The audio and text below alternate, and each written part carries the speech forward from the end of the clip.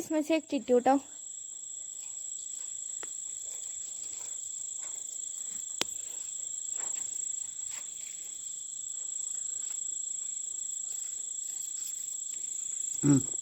चल बहिरवली गावात।